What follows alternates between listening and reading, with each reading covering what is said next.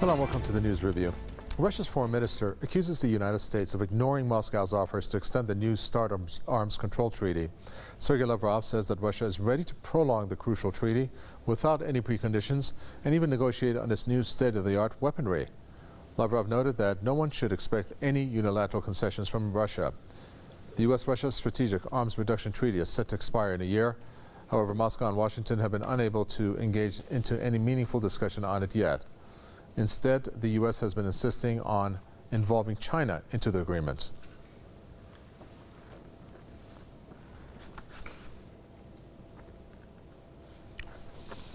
Tim Anderson, author and political commentator, joins us on the phone from Sydney.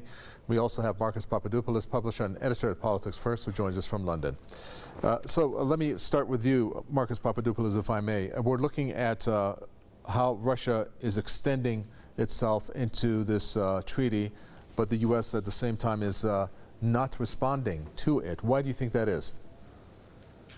Well, with tension between America and Russia on a scale not witnessed by the world since the most dangerous times of the Cold War, and with New START being the only agreement in place which limits the size of the American and Russian nuclear arsenals, I implore Washington and Moscow to renew the New START treaty. We must never lose sight of the fact that the American and Russian nuclear arsenals have the capacity to not just destroy America and Russia, but to take the rest of the world with them. So this is a very critical stage for the world. And unfortunately, I do have some serious reservations as to whether America will renew the New START treaty. And the crisis surrounding the New START treaty, and I might add, it is a crisis facing mankind, is the fault of the Americans. We have to go back some 20 or so years. By the Americans having withdrawn from the anti-ballistic missile treaty, this resulted in, firstly, Russia not ratifying the START II treaty, and it also led to the Americans constructing a missile defense system in Eastern Europe on Russia's western borders, which can also become an offensive missile system.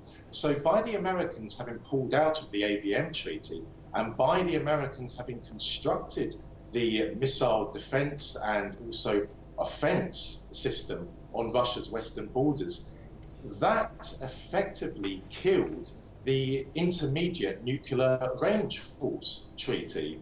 So that is why the world finds itself in the perilous situation that it does today. And why did the Americans take those steps some 20 or so years ago? In order to safeguard American global supremacy. And by doing that, the Americans had to take decisive actions to encircle and weaken Russia. And by doing that, that resulted in a very serious threat to the Russian strategic nuclear deterrent. That is why we have seen the Russians develop new nuclear weapons, because it is in response to a very serious threat from America, not just on its western borders, but also in the Far East. Well, Tim Anderson, when we take a look at how the news is, which is Russia saying that it's offering itself for renewal, but it seems like the U.S. is not taking that offer. One of the deductions made here is the fact that the U.S. does not want to renew this because it wants to use or exercise weapons that it's developing, especially nuclear ones. Is that a correct deduction? As certain news recently indicated that the U.S. has done as such when it comes to lower grade nuclear weapons. Yes, there are a number of explanations put up by the Trump administration as to why they don't want to go down this path. It has been a bilateral agreement between Russia and the US, and one of the things they're saying is, well, they want to involve China, but But if it's a multilateral agreement, it's going to take a lot more negotiation. The Russians have indicated their willingness to include new weapons systems, and we've seen some of them highlighted in recent years, not least the supersonic missiles. And there's a fair bit of pressure within the US from the Democrats, but also some Republicans, to try and keep this alive. They have some months to try and keep it alive, but the Trump administration doesn't seem very keen.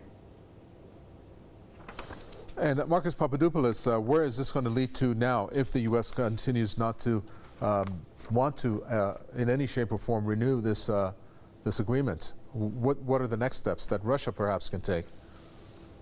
Well, New START will expire in about 12 months. Now, whilst many people, that will seem a very long period of time, in politics, in diplomacy, that is a very short period of time. So the race is on for Washington and Moscow to come to an agreement in order to renew New START. Because as I said moments ago, New START is the only agreement remaining in place between the nuclear superpowers which limits the size of their nuclear arsenals.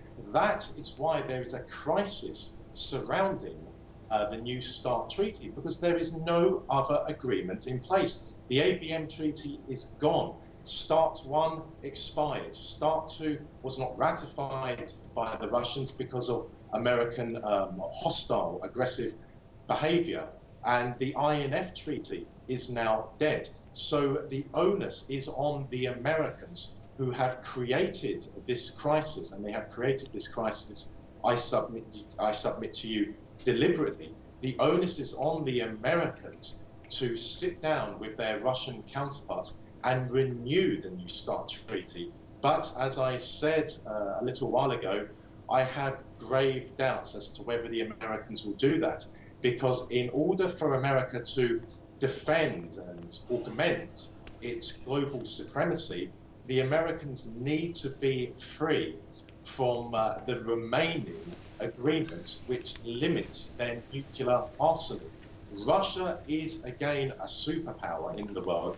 Russia is again challenging American aggression in all four corners of the world.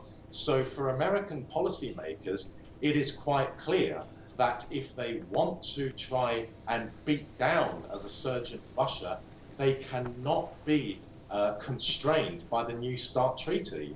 Thank you very much for that. Marcus Papadopoulos, publisher and editor at Politics First. I'd also like to thank Tim Anderson, author and political commentator. And that does it for this news review. Thanks for tuning in.